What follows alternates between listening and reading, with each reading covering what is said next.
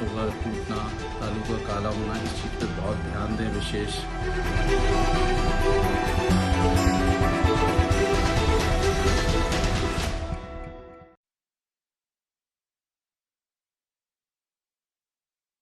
Corona संकट के बीच एक काली आफत भी सर पर मंडरा रही है। ब्लैक फंगस कोरोना के मरीज को तुरंत ठीक हुए लोगों के लिए बेहद खतरनाक बताया जा रहा है। ब्लैक फंगस से आंख पर असर, सांस की दिक्कत, सीने में दर्द और मानसिक स्वास्थ्य पर खतरनाक असर पड़ता है।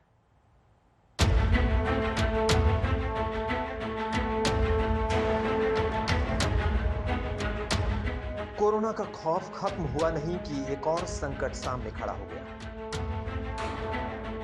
जी हां, केंद्र सरकार के स्वास्थ्य मंत्रालय और आईसीएमआर ने एक एडवाइजरी जारी की है, जिसमें नए संकट के बारे में बताया गया है।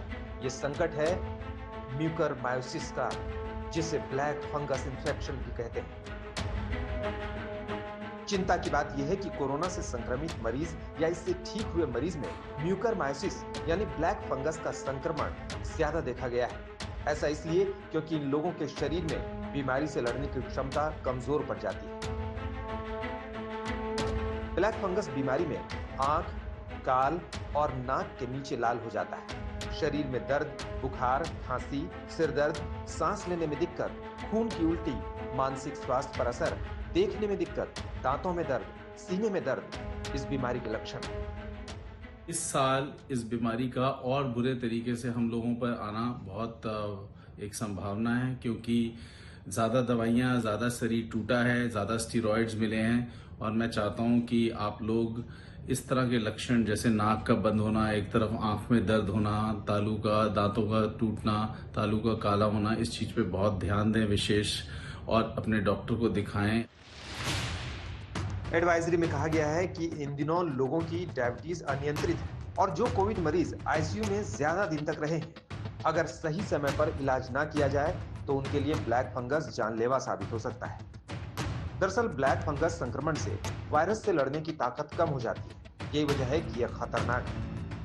Patients who are in the elderly age groups, middle to elderly age groups, and who have been suffering from diabetes, they are basically immunosuppressed. The immunity level of these patients is quite low, and when they get infection with the corona, the immunity further goes down. And because of the treatment with multiple immunomodulators as well as high doses of steroids, what happens is that these patients are on a very high chances of getting fungal infection. Black fungus का खतरा बड़ा है।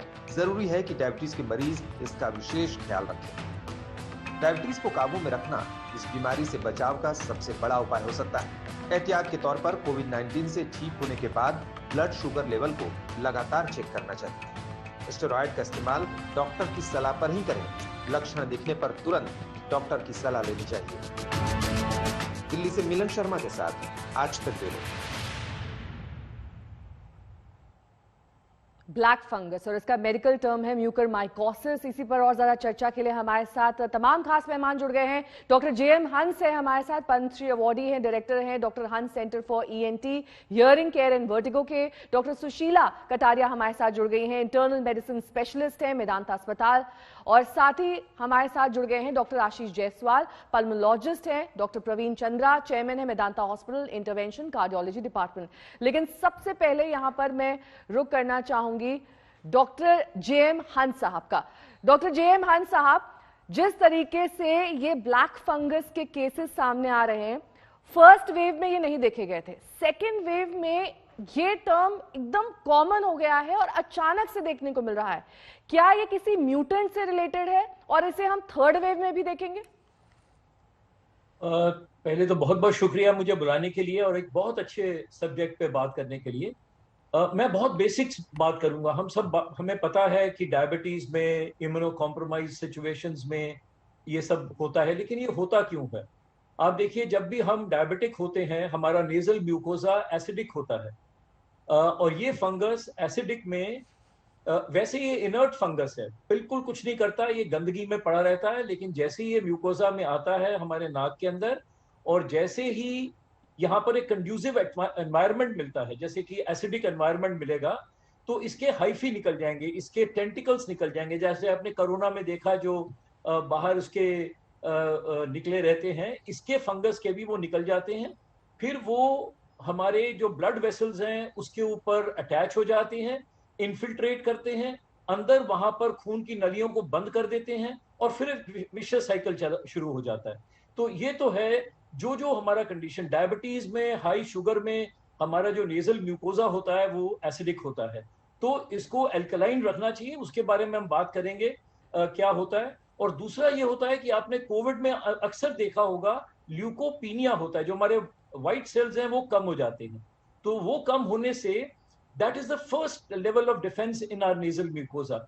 जब कभी भी crusting होगी, नाक की अगर पपड़ी जमेगी और वो पपड़ी निकलेगी, तो ये फंगस जो है वहां से अंदर जाने की कोशिश करेगी, लेकिन ब्लड वेसल्स उसको एनगल्फ कर लेंगे, फेगोसाइटोसिस हम कहते हैं वो कर लेंगे। लेकिन हमारे कोविड में पहले ही ल्यूकोपीनिया होता है। अब जिस कोविड वाले पेशेंट का करेंगे तो उसमें ल्यूकोपीनिया आपको बड़ा स्ट्रॉन्ग मिलेगा, किसी भी वायरल कंडीशन में मिलता है लेकिन इसमें ज्यादा आ रहा है। और सेकेंडली बिकॉज ऑफ हाइपोक्सिया, जो हमारे नाक की दो कारण से, एक तो वैसे ऑक्सीजन कम हो गई और दूसरा जो नाक की जो ब्लड वेसल्स हैं वो बंद हो गई, तो ये जो ल्यूकोसिटिक फंक्शनिंग है ये और डिरेंज हो जाता है, और एक अच्छा खासा जो डोरमेंट फंगस है उसके टेंटिकल्स निकल जाते हैं और वो फिर ये सब गड़बड़ी करने लगता है। तो प्लीज अंडरस्टैंड कि हमें, अगर हम नाक की हाइजीन को साफ रखें, हम नाक में पपड़ी ना जमने दें, उसको हर वक्त तरल पदार्थ से उसको ल्यूक्रिफाई करते रहें, तो ये चीज जो है बहुत कम हो जाएगी। तो दो कंडीशंस हैं कि ये हम ना होने दें। और जो मैंने पढ़ा कि अगर आप हमिंग करें, ओम बोलें, तो ये हमारा नेजल म्यूकोजा जो है एल्कलाइन हो जाता है। ये कितना सच है कितना झूठ है मैं नहीं मानूंगा, बट हमें पता है ओम के एडवांटेजेस क्या हैं। और कहा जाता है कि ओम कहने से नेजल म्यूकोजा एल्कलाइन हो जाता है। तो जो ketoacidosis secondary to diabetes हो रहा है, जिसमें कि एसिडोटिक हमारा नेजल म्यूकोजा हो रहा है, जिसमें कि ये बैक्टीरिया, ये फंगस फिर मल्टीप्लाई करता है, वो चीज नहीं होती है। तो ये एक दो चीजें छोटी ठीक है, लौटूंगी मैं डॉक्टर हंस आपके पास। डॉक्टर सुशीला कटारिया भी हमारे साथ जुड़ी हुई हैं। डॉक्टर सुशीला, यहाँ पर हमने डॉक्टर हंस से ये जाना कि क्या वजह हो सकती है इस ब्लैक फंगस की, लेकिन क्या आप इसे सिर्फ कोरोना से जोड़कर देखती हैं या फिर हम इसे आइसोलेशन में भी उन मरीजों के साथ जोड़कर देख सकते हैं जो पहले से ही डायबिटीज से पीड़ित हैं, जो पहले से ही इंसुलिन लेते हैं, जिनकी जो मेडिसिन है वो डायबिटीज के हिसाब से होती है, उन मरीजों में ये कॉमन है? हाँ, बहुत ही आपने अच्छा सवाल पूछा। एक तो मैं थोड़े से इसके नाम के जो मिसनोमर है उसको मैं उजागर करना चाहूंगी। जो म्यूकोर माइकोसिस को जब आप माइक्रोस्कोप में देखते हैं तो वो काला नहीं नीला नजर आता है। ब्लैक फंगस शायद इसको इसलिए कहते हैं कि जो नेक्रोटिक जो डेड टिश्यू है वो काला दिखता है, इसलिए लोगों ने इसका कॉमन नाम ब्लैक फंगस निकाल लिया है। ऐसा नहीं है कि ये बीमारी अभी नजर आने लगी है। एज ए फिजिशियन मैं इस बीमारी को जब से मैं मेडिकल प्रैक्टिस कर रही हूँ तब से देख रही हूँ, पर पहले हमें शायद 6 महीने में 2-4 मरीज देखने को मिलते थे, अभी हफ्ते में 2-4 मरीज आ जाते हैं, तो संख्या तो उनकी बढ़ गई है। ये बीमारी कोई नया फंगस नहीं है, कोई एलियन फंगस नहीं है, ये शुरू से ही एनवायरनमेंट में रहने वाला एक इनर्ट फंगस है, लेकिन जब इसको एक कंड्यूसिव एनवायरनमेंट मिल जाता है तो ये अपने आप में एक बीमारी बन जाता है। कोरोना से पहले भी ये अनकंट्रोल्ड डायबिटीज में, HIV पेशेंट्स में, ऑर्गन ट्रांसप्लांट पेशेंट्स में हम देखते थे। और पहली वेव में भी ये आपको नजर आएगा, जब वेव का 1.5-2 महीना हो जाता है उसके बाद, तो पहली वेव में भी अचानक से म्यूकोर के केसेस ज्यादा बढ़ गए थे, और जब टेल एंड पे ये दूसरी वेव है तो अभी भी हम देख रहे हैं। इसमें मैं ये कहना चाहूंगी कि कल्प्रेट दवाई नहीं है, कल्प्रेट ये भी नहीं है कि भाई वो इंसुलिन लेते हैं या वो शुगर की दवाइयां ले रहे हैं। मेन कल्प्रेट होता है अनकंट्रोल्ड शुगर या कीटोसिस, शरीर में कीटो एसिड्स मतलब एसिडिक एनवायरनमेंट बन जाना। तो आप अगर अपनी शुगर को कंट्रोल में रखते हैं इंसुलिन या किसी भी तरह की दवा लेकर, तो म्यूकोर माइकोसिस होने का खतरा बहुत कम हो जाता है। मैं ये कहना चाहूंगी मेडिकल फ्रेटर्निटी को कि जरूर स्टेरॉइड्स ही सबसे हेल्पफुल दवाई पाई गई है कोविड में, जिसने बहुत जानें बचाई हैं, पर यूज वहीं करें जहां जरूरी है, उतने ही दिन करें जितना जरूरी है, और उतनी ही मात्रा में करें जितना जरूरी है। और अर्ली डायग्नोसिस, जैसे ही पेशेंट को कोई लक्षण, कोई स्वेलिंग, कोई दर्द, कोई आंख में के विजन में फर्क नजर आए तो उस समय तुरंत डॉक्टर को दिखाएं। जो अर्ली डायग्नोसिस है वो आपकी जान बचा सकती है, आपके ट्रीटमेंट को सरल कर सकता है। ठीक है डॉक्टर सुशीला, मैं आपके पास लौटूंगी। डॉक्टर आशीष जायसवाल भी हमारे साथ जुड़े हुए हैं। डॉक्टर आशीष, क्या इस बीमारी को या जो ये लक्षण है ब्लैक फंगस के, इसे श्वास की नली में भी देखा जा सकता है? और अगर हाँ तो इसके लक्षण क्या होते हैं, इससे बचाव और रोकथाम के तरीके क्या होते हैं? देखिए, सबसे पहले तो ये हमें समझना पड़ेगा कि prevention he is better than cure. Black fungus के केस में, क्योंकि ये बहुत इन्वेजिव फंगस है, अगर एक बार ये फंगस हो जाता है तो हमें ट्रीटमेंट इसका सर्जरी और मेडिसिन दोनों को एक साथ देना पड़ता है। और पोस्ट कोविड पेशेंट में सर्जरी करना बहुत मुश्किल हो जाता है, बिकॉज ऑलरेडी लंग कॉम्प्रोमाइज होते हैं। यानी सबसे इंपॉर्टेंट है प्रिवेंशन, और उसको पहली ही इंस्टेंस में ही इसको पकड़ना बहुत जरूरी है। इसलिए इसकी जागरूकता मेडिकल फ्रेटर्निटी और पेशेंट्स में बहुत बहुत जरूरी है। जैसे किसी को ऑर्बिटल पेन या डिप्लोपिया या नेजल क्रस्टिंग, कुछ ब्लैक हिमोप्सिस आने लग जाए या खून आने लग जाए, इसमें इसका मतलब समझ लेना चाहिए कि कहीं ना कहीं ये ब्लैक फंगस पे हो सकता है और इमीडिएटली हमको करना चाहिए। यस, ये यूजुअली ये जो फंगस है साइनस के थ्रू लंग के अंदर जाता है, यानी जो पहला सिम्टम्स आएगा वो नेजल म्यूकोसा साइनस का ही आएगा, उसके इमीडिएटली ये लंग में भी चला जाता है। इसका जो इंक्यूबेशन पीरियड है वो 6 से 8 दिन का है। यानी अगर आज कोई किसी बंदे को इन्फेक्शन होगा तो 6-7-8 दिन के बाद ये मैनिफेस्ट होगा। लंग्स में पहुंचने के बाद ये कई तरीके की मैनिफेस्टेशन कर सकता है। सबसे इंपॉर्टेंट है जो सभी आप फिजिशियन को समझना पड़ेगा, ये लंग में जाकर जो सबसे कॉमनेस्ट है कि इंडोब्रोंकियल स्प्रेड करता है। इसका मतलब है कैविटेशन मिल सकती है, लंग में पानी भी अगर आपको अनएक्सप्लेन मिलता है वो भी मिल सकता है, या जो इंडोब्रोंकियल जो निमोनिया के पैच है उस तरीके से भी फंगल मिल सकता है। दोनों ही लंग में फ्लफी ओपेसिटीज कॉज कर सकता है। यानी जैसे ही आपको समझ में आता है कि हम कुछ और चीज हम देख रहे हैं, वैसे ही अपने को इंपॉर्टेंट समझना पड़ेगा। इसमें जो सबसे इंपॉर्टेंट है कि जो इनएडवर्टेड हम स्टेरॉइड यूज कर रहे हैं, हम पहले फेज में ही स्टेरॉइड यूज कर रहे हैं, बहुत ज्यादा अमाउंट पे जो स्टेरॉइड यूज कर रहे हैं, वो भी इसके लिए खतरे वाली बात हो सकती है। तो स्टेरॉइड का जस्टिस वाला यूज हमको अब बहुत जरूरी हो गया है। सेकेंडली, जो इम्यूनो मॉड्यूलेटर ड्रग्स या टॉसिलुजिमैब जो भी दे रहे हैं वो भी इससे बहुत ज्यादा रिलेटेड है ये इन्फेक्शन होने के, तो उनका भी यूज हम बहुत ही वाइज यूज है, क्योंकि सभी मेडिसिन का ऑफ द लेवल यूज है, तो बहुत ही वाइज यूज करें। अब इसको हर तरीके से हर दवा हर पेशेंट में हम लोग नहीं दे सकते। अगर ये लंग में इन्वॉल्वमेंट कर रहा है तो इंपॉर्टेंट इसका जो इंट्रावीनस थेरेपी है वो हमको इमीडिएटली स्टार्ट कर देनी चाहिए। जो इसकी थेरेपी है बहुत आराम से मिल जाती है, जो एम्फोटेरेसिन की मेडिसिन है, हमें इमीडिएटली इसको डायग्नोज करके इसको परख के और तुरंत इसका ट्रीटमेंट चालू करना चाहिए। क्योंकि एक बार ये बढ़ गया तो ये इमीडिएटली, बिकॉज हमको पता है जो हमारा ऑर्बिटल म्यूकोसा जो हमारे एकदम ब्रेन से मिला हुआ है, यानी जरा सा ये इन्वेट करेगा बोन के थ्रू ब्रेन में चला जाएगा। एक बार ये सेरेब्रल म्यूकरमाइकोसिस हो जाएगा तो फिर तो आउटकम बहुत पुअर हो जाता है। यानी प्रिवेंशन जैसे फर्स्ट टाइम प्रॉब्लम हो हमें इसी समय इस पे रिएक्ट और इस पे हिट करना चाहिए।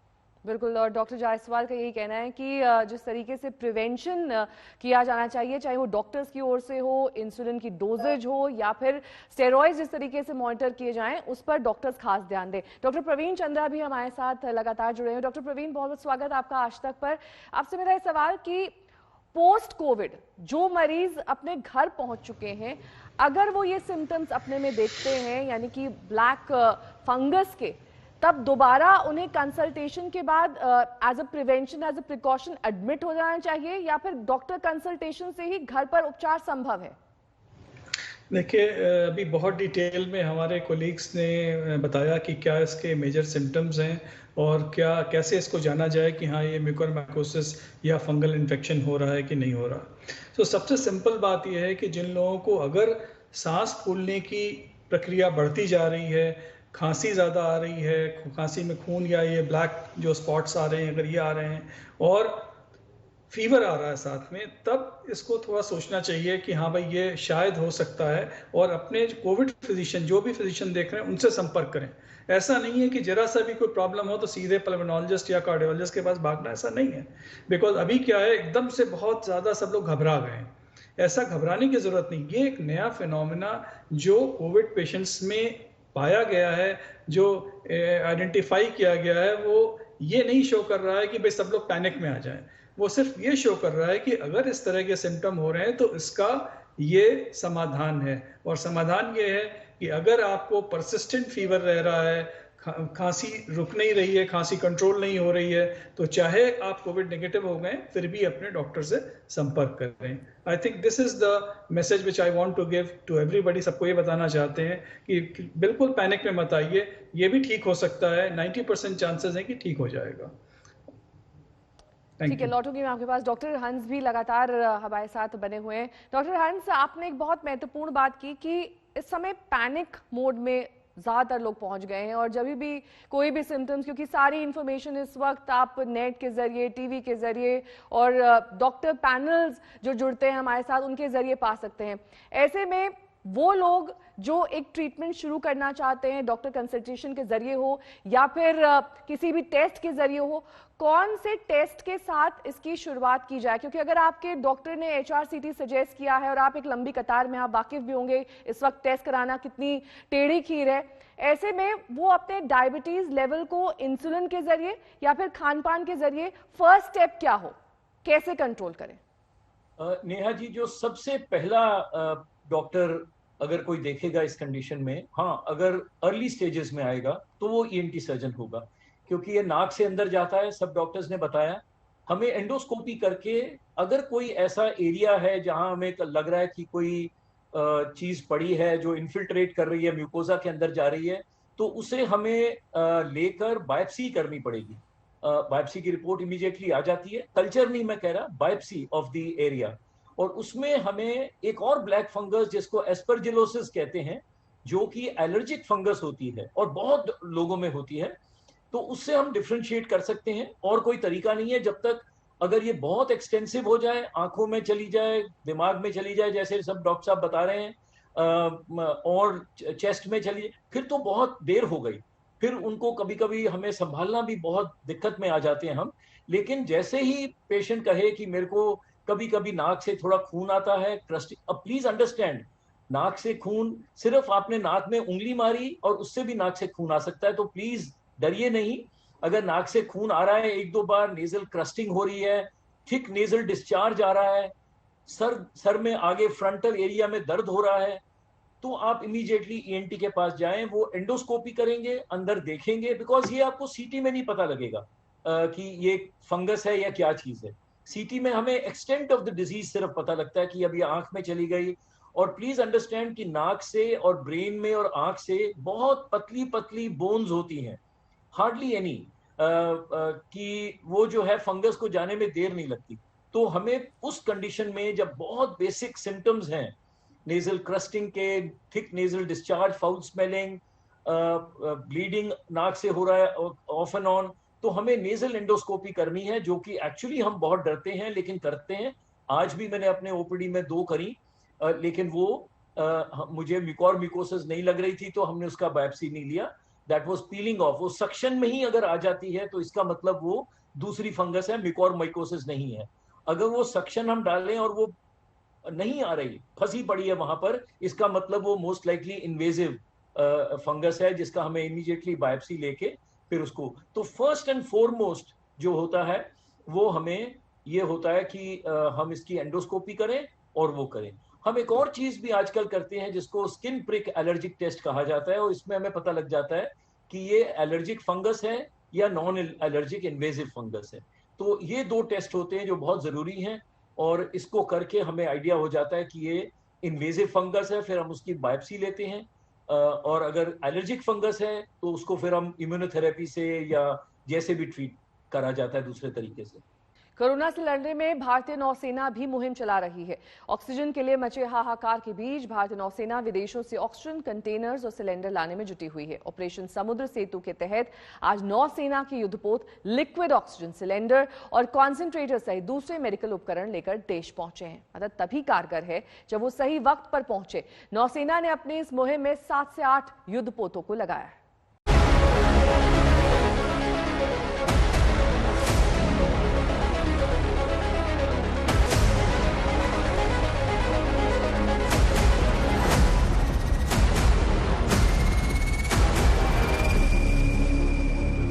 भारत का समुद्र प्रहरी INS त्रिखंड वैसे तो दुश्मनों को गहरे पानी में डुबोने वाला महारथी है, लेकिन जब बात देश के लोगों की जिंदगी बचाने की आई तो सांसों से भरे ऑक्सीजन के टैंकरों को लाने में जरा भी देर नहीं हुई। मुंबई के बंदरगाह में INS त्रिखंड लंगर डाल चुका है। सिर्फ 5 दिनों के अंदर अरब सागर पार करके कतर के हम्माद पोर्ट से तरल ऑक्सीजन से भरे क्रायोजेनिक कंटेनरों को भारत लाया गया। आईएनएस त्रिकंड से करीब 40 टन लिक्विड ऑक्सीजन लाई गई। इससे बड़ी मात्रा में मरीजों के लिए ऑक्सीजन गैस की सप्लाई सुनिश्चित हो पाएगी। नौसेना एक बार फिर से देशवासियों की मदद के लिए सामने आ गई है।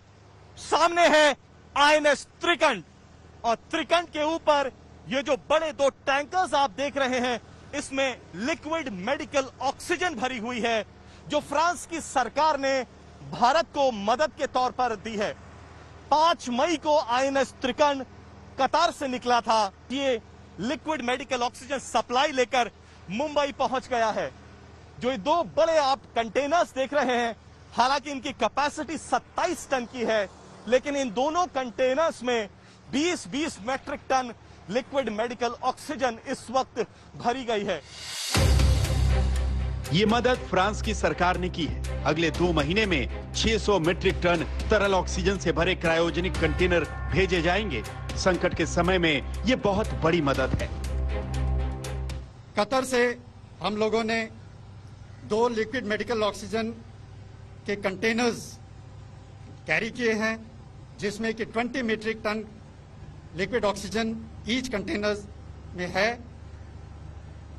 मैं आपको ये बताना चाहूँगा कि ऐसे संकट की घड़ी में और चुनौतीपूर्ण समय में नौसेना हर समय तत्पर है और इस समय भी नौसेना के कई जहाज जो कि इंडियन अरेबियन ओशन में डिप्लॉयड थे, बहुत ही शॉर्ट नोटिस पे रीडिप्लॉय किया गया और मध्य पूर्वी देशों से ऑक्सीजन लाने के लिए उन्हें तुरंत ही तैनात किया गया। अच्छी खबर यह भी है कि नौसेना का युद्धपोत एरावत सिंगापुर से 20 मीट्रिक टन क्षमता वाले 8 क्रायोजेनिक ऑक्सीजन टैंकर लेकर विशाखापत्तनम पहुंच चुका है। इसके अलावा आईएनएस एरावत में 3150 खाली सिलेंडर, 500 भरे सिलेंडर और 10,000 रैपिड एंटीजन टेस्टिंग किट भी है। आप समझ सकते हैं कि इस महासंकट में ये मदद कितने लोगों के काम आ सकती है। जिस समय हमें ऑर्डर मिला तो एरावत तब विशाखापट्टनम में था। 24 अप्रैल को यहाँ से सेल किया सिंगापुर के लिए। 25 अप्रैल को हमने जलाश्वा को सेल किया साउथ ईस्ट एशियन कंट्रीज की तरफ से, और एरावत सिंगापुर में जाकर ऑफकोर्स फ्यूल लिया है, ऑपरेशनल टर्न अराउंड किया है, सप्लाईज पिकअप किए हैं और अब वापस आया है। आईएनएस कोलकाता युद्धपोत की कतर और कुवैत से जरूरी चिकित्सा उपकरण लेकर कर्नाटक के मंगलौर बंदरगाह तक कभी भी पहुंच सकता है। इस युद्धपोत में ऑक्सीजन कंटेनर है। इसमें 400 से ज्यादा ऑक्सीजन सिलेंडर होंगे। भारतीय नौसेना ने अपने 7 युद्धपोतों को कोविड से लड़ने वाले राहत मिशन के लिए तैनात किया है। INS Kolkata, INS Kochi, INS तलवार, आईएनएस टाबर, आईएनएस त्रिकंड, आईएनएस जलश्य और आईएनएस एरावत, सभी युद्धपोत दुनिया के अलग अलग देशों से भारत को दी जा रही मदद को देश तक पहुंचा रहे हैं। अब तक अमेरिका, रूस, France, Germany, Australia, Ireland, Belgium, Romania, Luxembourg, Singapore, पुर्तगाल, स्वीडन, न्यूजीलैंड, कुवैत और मॉरिशस से भारत को मदद दी गई है। I've had foreign ministers saying, look, I'd like to do this. There are people who call up simply to say, look, I'm at least morally with you. कहते हैं वक्त पर जो काम आए उससे बड़ा साथी कोई और नहीं। कोरोना महामारी के दौरान मरीजों को जितनी मदद मिले उतना अच्छा है, क्योंकि त्रासदी बहुत बड़ी है और इस लड़ाई में वायुसेना की तरह नौसेना भी अपनी अहम भूमिका निभा रही है। भारतीय नौसेना के जांबाज अफसर इस मिशन को अंजाम दे रहे हैं। आपको याद होगा, पिछले साल भारतीय नौसेना ने वंदे भारत मिशन के तहत ऑपरेशन समुद्र सेतु का शुभारंभ किया था, जिसके तहत मालदीव, श्रीलंका और ईरान में करीब 4000 फंसे हुए भारतीयों को पूरी सुरक्षा के साथ स्वदेश लाया गया था। मुंबई से पंकज उपाध्याय के साथ आज तक ब्यूरो। नमस्कार, हमारी खास पेशकश देख रहे हैं आप। आपके साथ हूं मैं नेहा बाथम। मेरठ में मिले ब्लैक फंगस से पीड़ित 3 कोविड मरीज एक निजी अस्पताल में भर्ती हैं। निजी अस्पताल के डॉक्टर्स की पुष्टि, मरीज की स्थिति पर कड़ी नजर रखी जा रही है। मेरठ में ब्लैक फंगस के ये पहले मामले सामने आए। कोरोना काल के अंदर जो हम दवाइयाँ इस्तेमाल कर रहे हैं, खासकर जो स्टेरॉइड इस्तेमाल कर रहे हैं वो, और इसके अलावा डायबिटीज़ के मरीज़ और इसके अलावा जो पेशेंट इम्यूनोसप्रेसिव थेरेपी पे हैं, जैसे कि ट्रांसप्लांट पेशेंट हैं या फिर कैंसर कीमोथेरेपी पेशेंट हैं, उनके लिए ये एक फंगस जो है बड़ा मुश्किल पैदा कर रहा है। हो क्या रहा है कि जो फंगस है सामान्य तौर पे एनवायरनमेंट में प्रेजेंट रहता है, और किसी भी पेशेंट के अंदर जिसके अंदर इम्यूनिटी कम हो गई है, और इम्यूनिटी कम होने के कारण हमारे बताया, जैसे मैंने पहले भी, डायबिटीज़ है, जो पेशेंट इम्यूनोसप्रेसिव दवाइयों पे है, और इसके अलावा उसको स्टेरॉइड दिए जा रहे हैं। अब स्टेरॉइड क्यों दिए जा रहे हैं? स्टेरॉइड इसलिए दिए जा रहे हैं कि जो कोविड काल के अंदर जो इलाज है वो मेन जो है उसका शीट एंकर ऑफ थेरेपी वो स्टेरॉइड ही है। तो ज़्यादातर क्या 90-100% पेशेंट में हम स्टेरॉइड का इस्तेमाल करते हैं, और स्टेरॉइड का सेवन करने से पेशेंट की इम्यूनिटी कम हो जाती है। उस वजह से ये ब्लैक फंगस सीरियस मरीजों में जो काफ़ी दिनों तक आईसीयू में हैं, NIV पे हैं, वेंटिलेटर पे हैं, उनके अंदर पाया जा रहा है। तो कोरोना से ठीक हुए मरीजों पर ब्लैक फंगस का खतरा मंडराने लगा है। उन्हीं खतरों पर हमारे संवाददाता सुशांत ने मैक्स सुपर स्पेशलिटी हॉस्पिटल के डायरेक्टर डॉक्टर संजय सचदेवा से बात की। कोरोना महामारी के बीच देश में एक ब्लैक फंगस का भी खतरा जो है वो मंडराने लगा है। देश के कई अलग अलग राज्यों में कोरोना से संक्रमित मरीजों के ठीक होने के बाद ब्लैक फंगस के मामले सामने आए हैं, जिसमें कई लोगों की आंखों की रोशनी भी जो है वो जारी है।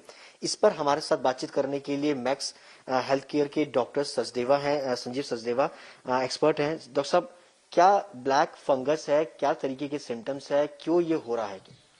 ये हम लोग देख रहे हैं कि कोविड के बाद जिन लोगों को डायबिटीज थी पहले, और वो डायबिटीज आउट ऑफ कंट्रोल चली जाती है बिकॉज ऑफ इन्फेक्शन, उन लोगों को ये चांसेस ज्यादा हैं कि ये फंगल इन्फेक्शन होती है। इस फंगल इन्फेक्शन में क्या हो रहा है, ये शुरू तो नाक और साइनस से हो रही है, लेकिन वो बहुत जल्दी आंख में और ब्रेन में फैलने की कोशिश करती है। और ये जब नाक में होती है तो ये स्किन को बिल्कुल डेड कर देती है, जो धीरे धीरे करके काला पड़ने लग जाता है, जिसकी वजह से इसका नाम ब्लैक फंगस रखा जा रहा है। बट हम लोग इसको म्यूकरमाइकोसिस कहते हैं। ये एक बहुत खतरनाक किस्म का फंगस है और बहुत जल्दी रैपिडली ग्रो करता है। इसको डायग्नोज करना जल्दी, इसको ट्रीट करना जल्दी बहुत जरूरी है, नहीं तो लोगों की आंखों की रोशनी, जैसे आपने बताया, चली जाती है, और अगर वो आंखों से बियॉन्ड चला जाए तो ब्रेन में बहुत जल्दी से फैलता है। शुरुआती लक्षण क्या हैं, लोगों को किस तरीके से इससे सावधानी जो है वो बरतनी चाहिए?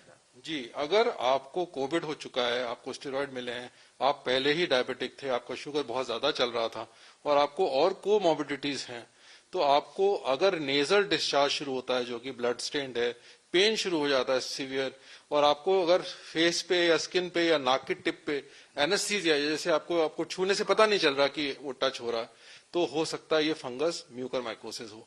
और इसको आप जल्दी से जल्दी दिखवाएं, ताकि इसका इलाज अगर टाइमली हो जाता है तो आपको बहुत जल्दी इंप्रूवमेंट होने के चांसेस। सभी खास मेहमान हमारे साथ जुड़े हुए हैं, एक बार फिर से उनका परिचय करा देते हैं। प्रोफेसर डॉक्टर JM हंस हमारे साथ हैं, जो कि डायरेक्टर हैं डॉक्टर हंस सेंटर फॉर ENT। वहीं डॉक्टर सुशीला कटारिया हमारे साथ जुड़ी हुई थी अब से कुछ ही देर पहले। डॉक्टर स्वाति महेश्वरी हमारे साथ जुड़ी हुई हैं, इंटरनल मेडिसिन स्पेशलिस्ट हैं। डॉक्टर आशीष जायसवाल पल्मोलॉजिस्ट हैं, और साथ ही doctor Praveen Chandra, chairman Medanta hospital भी हमारे साथ जुड़े हुए हैं। डॉक्टर जायसवाल, आपका रुख करते हुए मैं ये जानना चाहूंगी कि जिस तरीके से आपने कोमॉर्बिडिटीज बताई, जिसमें खास तौर पर नाम लिया जा रहा है डायबिटीज का, लेकिन डायबिटिक पेशेंट्स अपने डाइट में क्या शामिल करें, क्या ना करें, इस पर भी थोड़ी रोशनी डालिए, क्योंकि एक द्वंद्व होता है। जब आप किसी अस्पताल से लौट कर आते हैं तो आप अपनी डाइट को न्यूट्रिशियस रखना चाहते हैं, ऐसे में इंसुलिन ना बढ़े आपकी, इसका कैसे ख्याल रखें? देखिए, सबसे इम्पोर्टेंट है through out the Covid illness हम लोगों को ना एक्सरसाइज और डाइट का पूरा ध्यान रखना है, क्योंकि अगर आप प्रॉपर एक्सरसाइज करेंगे उससे भी जो आपकी शुगर, जो बहुत ज्यादा शुगर बढ़ रही है, जो स्टेरॉइड के बाद शुगर बढ़ रही है, वो अपने आप कम हो जाएगी। एक इम्पोर्टेंट पॉइंट है कि हम लोग को एज ए क्लिनिशियन स्टेरॉइड का जो यूज है बहुत ही जस्टिसफुली, बहुत ही नोइंगली और अच्छे तरीके से करना है, सो दैट हम एक्सेस ऑफ स्टेरॉइड ना दें। आपको पता है कि हम लोग की इतनी ज्यादा पॉपुलेशन है और ये कोविड इसमें इतना ज्यादा फैला हुआ है, तो और इंडिया में सबसे ज्यादा डायबिटीज के पेशेंट्स भी है, यानी ऐसी कंट्री जहां पे डायबिटीज के सबसे ज्यादा पेशेंट्स हैं, या ऐसे जो पेशेंट्स जिनके अंदर हमने बहुत अर्ली स्टेजेस में स्टेरॉइड, जैसे किसी को पहले दिन ही कोई सिम्टम्स आए, हमने स्टेरॉइड चालू कर दिया, जिसके कारण ये सारी और प्रॉब्लम बढ़ती चली जा रही है। यानी बहुत अर्ली यूज ऑफ स्टेरॉइड ना करके हम लोग अगर एक्सरसाइज और डाइट का पहले दिन से ही ध्यान रखें तो चांसेस इसके बहुत कम हो जाते हैं। अब इंपॉर्टेंट ये है, पेशेंट डिस्चार्ज होकर घर पहुंचा, उसको अपनी डाइट में प्रोटीन का जो रिक्वायरमेंट है उसको अपने आप बढ़ाना पड़ेगा। जो प्रोटीन वेज या नॉन वेज या एग व्हाइट या पल्सेस है, जो भी हमारे प्रोटीन के सोर्सेज हैं, उसको हम अच्छी तरीके से करें। जो रिफाइंड शुगर्स हैं, जो भी स्वीट्स के फॉर्म में या जो भी फैटनिंग के फॉर्म में है, जो रिफाइंड शुगर से उनका यूज एकदम कम कर दे और अपने को ऐसे ग्रेजुअल एक स्टार्ट अपने को एक्सरसाइज प्रोग्राम में डाले, सो दैट अगर हम लोग कुछ शुगर हो भी रही है जो बिकॉज ऑफ स्टेरॉइड के कारण, वो उसको मैनेजमेंट हो जाए। एक इंपॉर्टेंट पॉइंट इसके अंदर ये भी है कि ये न्यूट्रोपीनिया जो है, जो कि प्रॉब्लम कॉज करता है, क्योंकि जो न्यूट्रोपीनिया, जो न्यूट्रोफिल है, यही बेसिक लाइन ऑफ डिफेंस है इस फंगस के लिए। यानी हम लोग अपनी बॉडी के अंदर जो न्यूट्रोफिल को कैसे बढ़ा सकते हैं, अगर हम प्रॉपर एक्सरसाइज करें, प्रॉपर अपना ध्यान रखें और ओवरऑल अगर अपन मॉड्यूलेशन करें, ओवरऑल हॉलिस्टिक तरीके से भी काम करेंगे, तो इमीडिएटली बहुत जल्दी हमारी जितनी भी और जो मार्कर्स हैं जो कि इसको प्रमोट करता है, उसको भी कम कर पाएंगे। यानी अवॉइड करें शुगर्स, जितने रिफाइंड शुगर्स, और अपने डाइट में प्रोटीन बढ़ाएं, एक्सरसाइज ग्रेजुअल रैंप अप करें, धीरे धीरे करते करते हर दिन अपने को एक्सरसाइज टॉलरेंस बढ़ाएं। जैसे डॉक्टर प्रवीण भी लगातार हमारे साथ जुड़े। डॉक्टर प्रवीण, ऐसी क्या वजह है कि जब फर्स्ट वेव आई थी तब इस डिजीज के केसेस कम थे, अचानक से सेकेंड वेव में केसेस इतने ज्यादा बढ़ गए हैं? म्यूटेंट की वजह से ये हुआ है या फिर अवेयरनेस अब ज्यादा है लोगों में, इसलिए से केसेस ज्यादा रिपोर्ट हो रहे हैं? देखिए, ये जो आपने सवाल पूछा, ये बहुत आसान इसका जवाब तो नहीं है, क्योंकि हम लोगों को रियली में नहीं मालूम कि ऐसा क्यों हो रहा है। लेकिन ये ज़रूर है, हिस्टोरिकली हम लोगों को मालूम है कि जब सेकेंड वेव आती है तो सेकेंड वेव फर्स्ट वेव से हमेशा ज़्यादा होती है। और ये चीज़ नोटिस की गई थी आज से 100 साल पहले।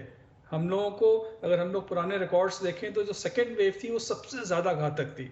उसमें विश्व की करीब 10% पॉपुलेशन की डेथ हो गई थी सेकेंड वेव में। और यही इस बार भी हो रहा है कि सेकेंड वेव सबसे ज़्यादा सीवियर आई है। और अगर हम वेव फॉर्म को फॉलो करते हैं या समझते हैं तो उसके अंदर थर्ड वेव इतनी सीवियर नहीं थी और फोर्थ वेव तो और भी छोटी थी। तो इसलिए सिर्फ यही एक आशा की किरण है कि थर्ड वेव इतनी ज़्यादा सीवियर नहीं होनी चाहिए। क्यों? क्योंकि इसके कई कारण हैं। एक तो ये कि हम इस बीमारी को और अच्छी तरह जान पाए हैं, इसके इलाज को और हमने रिफाइन कर लिया है। जैसा कि हम सब लोग देख रहे हैं कि इतने पिछले कुछ महीनों में इसका ट्रीटमेंट बदलता आया है, दवाइयाँ बदलती चली जा रही हैं और धीमे धीमे करके हम इस बात पे सब लोग डिस्कस भी कर रहे थे अभी इस सेशन में ही कि स्टीरॉइड्स ने ही सबसे ज़्यादा इसको फ़ायदा दिया है। बाकी सारी दवाइयाँ फेल हो गई हैं करीब करीब। जैसे हाइड्रोक्सीक्लोरोक्विन जो एक समय पे एक तरह का रामबाण समझी जा रही थी, वो ज़ीरो हो चुकी है।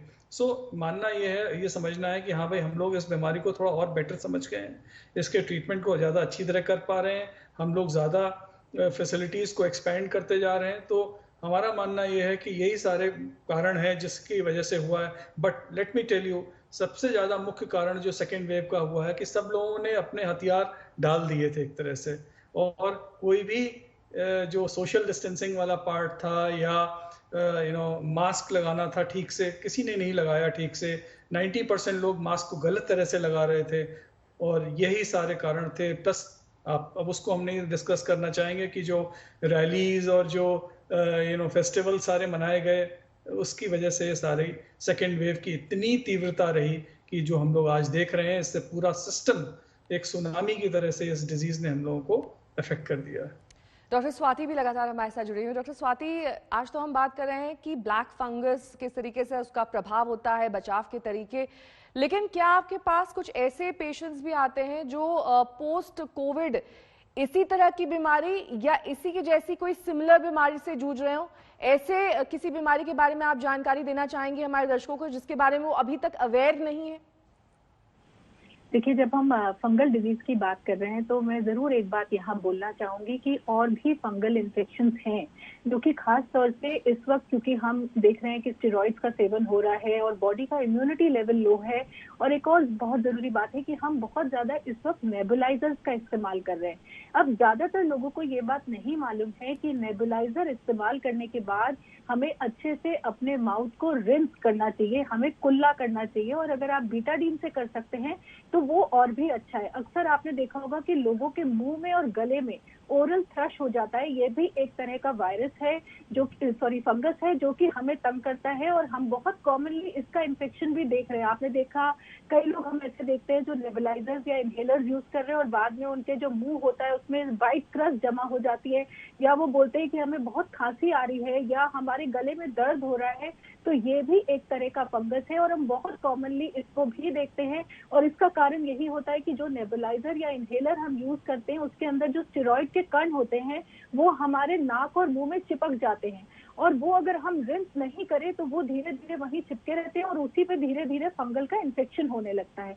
इसलिए ये भी एक बहुत जरूरी चीज है जो हमें आज ध्यान रखने की जरूरत है, क्योंकि पहले तो जो नेबुलाइज करने वाले लोग थे वो बहुत कम होते थे और डॉक्टर्स उनको सलाह दे देते थे, लेकिन आज लोग अपने आप भी नेबुलाइज कर रहे हैं और हमें भी बहुत व्यापक तौर पे इसका इस्तेमाल करना पड़ रहा है। इसलिए ये भी एक चीज है जिसकी तरफ बहुत ज्यादा ध्यान देने की जरूरत है कि आपको हाइजीन का ध्यान रखना और अपनी ओरल हाइजीन का ध्यान रखना आज की तारीख में बहुत ज्यादा जरूरी है, क्योंकि मैक्सिमम जो इन्फेक्शन होते हैं वो हमें यहीं से अंदर हमारे शरीर के अंदर घुसते हैं। क्योंकि अगर आप म्यूकोरमाइकोसिस की भी बात करें, ब्लैक फंगस, तो इसके भी घुसने का तरीका हमारा नाक और मुंह ही है। उसके अलावा केवल तीसरा एक और तरीका है कि अगर किसी के स्किन में कहीं कट्स लगे हुए हैं तो वहां से ये वायरस अंदर जा सकता है। इसके अलावा भी कोई और तरीका नहीं है। तो चाहे कोरोना की बात करें, चाहे फंगल इन्फेक्शन की बात करें, हमारी ओरल हाइजीन आज के लिए बहुत ज्यादा जरूरी है, और अगर हम इसका ध्यान रखें तो हम बहुत सारी बीमारियों से, परेशानियों से बच सकते हैं। अब ओरल थ्रश के लिए भी हमारे पास फंगल मेडिसिन होती है, तो अगर आपको ऐसा लग रहा है कि आपकी जीभ पे बहुत ज्यादा सफेद सफेद हो रहा है, या आपको सांस लेने में दिक्कत हो रही है, या गले में कुछ आप खा रहे हैं और आपको गले में दर्द महसूस हो रहा है, तो आपको अपने डॉक्टर से बात करनी चाहिए, उनसे समझना चाहिए कि हम क्या दवाइयां लगा सकते हैं, क्या दवाइयां ले सकते हैं, क्योंकि इसका भी बहुत आसान सा इलाज होता है और समय से किसी भी चीज का इलाज हो तो वो आपको ज्यादा परेशानियों से बचा लेता है। तो इस तरफ भी मुझे लगता है कि बहुत ज्यादा अगर हम ध्यान दें तो ये हमारे लिए अच्छा होगा। वरना जैसे हम पोस्ट कोविड सिंड्रोम में केवल यही नहीं और भी परेशानियां देखते हैं कि लोगों को ब्रेन फॉगिंग हो रही है, या कंसंट्रेशन करने में प्रॉब्लम हो रही है, या कुछ लोग बता रहे हैं कि बहुत थकान महसूस हो रही है, हेडेक हो रहा है। ये सारा पोस्ट कोविड सिंड्रोम है, और इसमें हम अक्सर यही बोलते हैं कि आपको अपनी डाइट का ध्यान रखना है, स्लीप का, आपको एक्सरसाइजेस करनी है, और आपको किसी न किसी साइकेट्रिस्ट से बात करनी है अगर आपको बहुत ज्यादा तनाव या एंजाइटी। डॉक्टर हंस से मैं कंक्लूडिंग मार्क्स यहाँ पर लूंगी। डॉक्टर हंस, दो तरीके के पेशेंट्स होते हैं, एक होते हैं बेहद लापरवाह, किसी तरह के कोई बचाव रोकथाम के तरीके, एक एक्स्ट्रा कॉशियस मरीज होते हैं। क्या कुछ फॉल्स अलार्म्स भी इस ब्लैक फंगस से जुड़े हुए हैं? कुछ ऐसे केसेस भी आपके पास आते होंगे जो मरीज एक्स्ट्रा कॉशन के चलते आपके पास पहुंचता है लेकिन वो ब्लैक फंगस का केस नहीं होता है, ऐसे भी कुछ केसेस हैं? एक्चुअली नेहा जी, आप मानेंगी नहीं, मैं आपसे रिक्वेस्ट करने वाला था कि मुझे ये चीज बताने दीजिए और आपने पूछ ली। बहुत अच्छा क्वेश्चन। होता क्या है मैं आपको बताता हूँ। मैंने आपसे बताया कि ये बिल्कुल इनर्ट फंगस है, स्मूथ सरफेस्ड फंगस है, जो कि अपॉर्चुनिटीज आने पे, अपॉर्चुनिस्टिक फंगस हमने कहा, अपॉर्चुनिटीज आने में, अपॉर्चुनिटी क्या है कि नेजल म्यूकोजा, जो अंदर की लाइनिंग है वो टूटी हुई है, जो हमारा म्यूकोजा है एसिडोटिक म्यूकोजा है, तो ऐसे में इसके हाइफी बन जाते हैं जो कि जाके फिर ब्लड वेसल्स के साथ और म्यूकोजा के साथ लग जाते हैं और फिर इन्फिल्ट्रेट करने लगते हैं। अब आप मानेंगे हमारे यहाँ पर ऐसे से लोग हैं जो कहते हैं कि मैं उनसे कहता हूँ आपने स्टीम लिया, तो कहते हैं हाँ लिया। तो वो कहते हैं 6 बार लिया, तो कैसे लिया? उन्होंने सीधा स्टीमर से स्टीम लिया। अब प्लीज अंडरस्टैंड, स्टीम हमें स्कैल्डिंग नहीं करना, हमें जलाना नहीं है नेजल म्यूकोजा को, और वो और ड्राई कर देगा। हमें म्यूकोजा को वेट रखना है, वार्म रखना है, हीटेड नहीं रखना। नेजल पिकिंग नहीं करनी, जो नाक में हम पपड़ी निकालने की कोशिश करते हैं। रादर हमें ऑइंटमेंट लगाना है ताकि जो नेजल म्यूकोजा है वो वेट लुब्रिकेटेड रहे और ड्राई ना हो। एक तो हमारा मौसम भी ऐसा आ गया, बिल्कुल ड्राई है, ड्राई अब हवाएं चलने लगी तो नेजल म्यूकोजा वैसे भी ड्राई हो जाता था और क्रस्ट हो जाता था। तो प्लीज अंडरस्टैंड, एक हमारे ल्यूकोसाइट्स कम है बिकॉज ऑफ कोविड।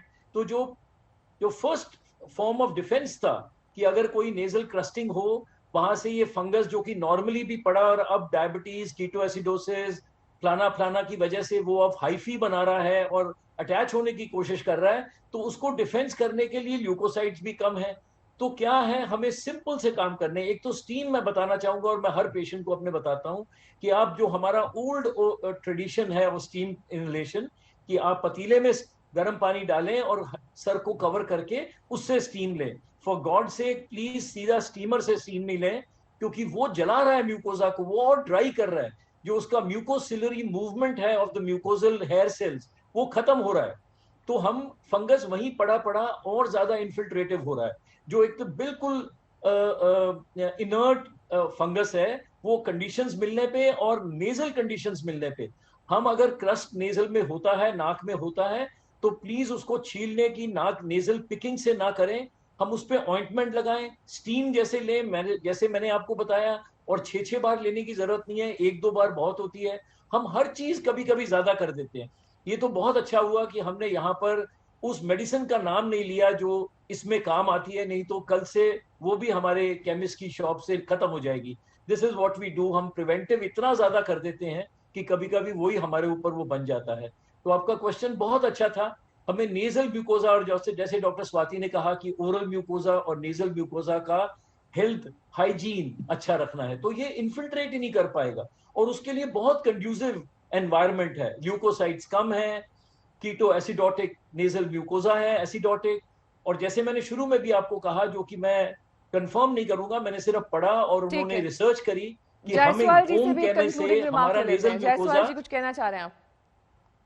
बस मैं इसमें यही बोलना चाह रहा हूँ कि सबसे इम्पोर्टेंट है prevention. Prevention is better than cure. इस ब्लैक फंगस के लिए आपको जैसे ही पता चल रहा है कि कहीं कोई प्रॉब्लम स्टार्ट हो रही है, फ्रस्टिंग हो रही है, ब्लैकनेस हो रही है, आपको आई में, क्योंकि सबसे कॉमन और परसिस्टेंट सिम्टम है आई में पेन, 2 बार 2 जगह दिखना, ऑर्बिटल पेन। जब भी आपको, आप इमीडिएटली अपने डॉक्टर्स को बताएं, तो इसका जो आगे का जो इसका इन्वेजन है ब्रेन में, या जो अंदर जॉ में या ऑर्बिट में, उसको रोका जा सके। That is the most important. गांव तो गांव हैं, वो चाहे उत्तर प्रदेश के हों या फिर बिहार के सीतामढ़ी के गांव में आपको लिए चलते हैं। जब आज तक संवाददाता आशुतोष मिश्रा वहां पहुंचे तो हालात बद से भी ज्यादा बदतर दिखाई दिए। लोग बीमार हो रहे हैं, दम तोड़ रहे हैं, लेकिन उन्हें पता तक नहीं चल पा रहा है कि मौत कोरोना की वजह से हो रही है।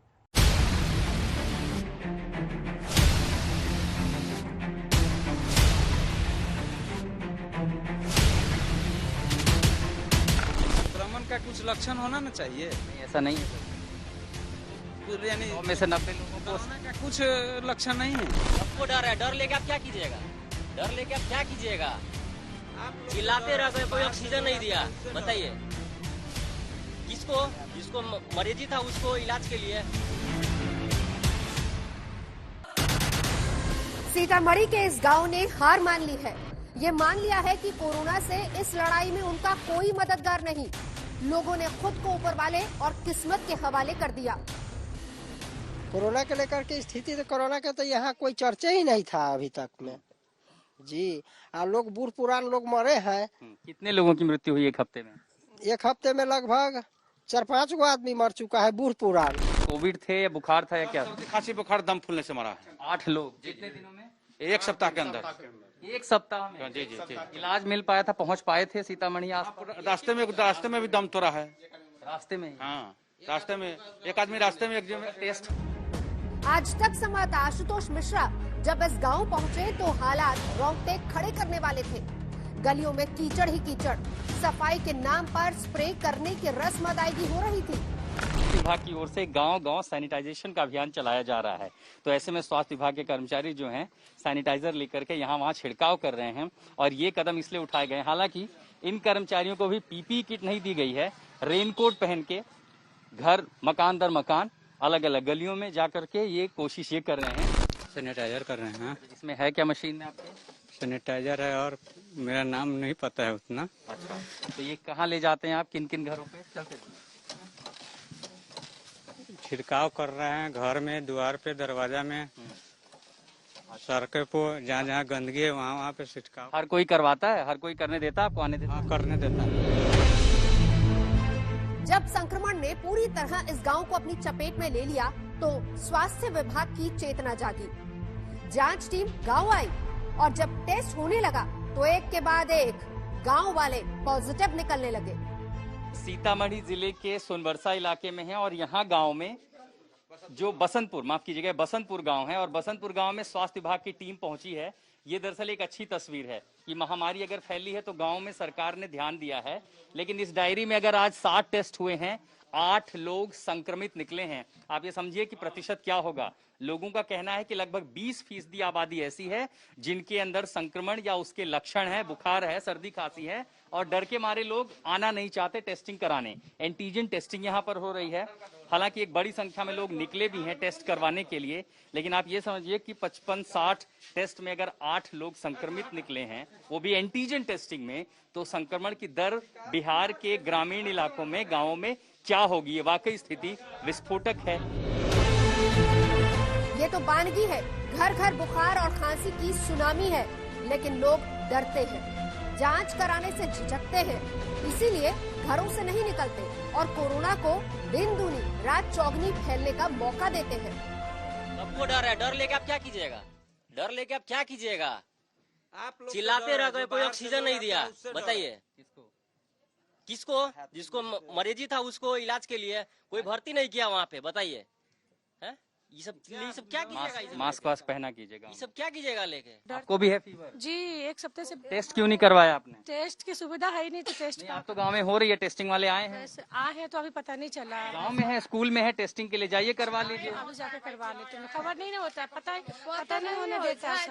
आपको भी बुखार है? जी, हम 1 हफ्ते से बुखार है, दवाई ले रही हो, सही हो जाता। बुखार है और जुकाम भी हो रहा ना, खांसी इतना होता है ना, बलगम भी उसमें बहुत आती है। इस गांव में आकर आज तक संवाददाता आशुतोष को यही लगा कि कोरोना को लेकर अज्ञानता का अंधकार ज्यादा है, दहशत इलाज पर भारी है, इंतजामों का टोटा है।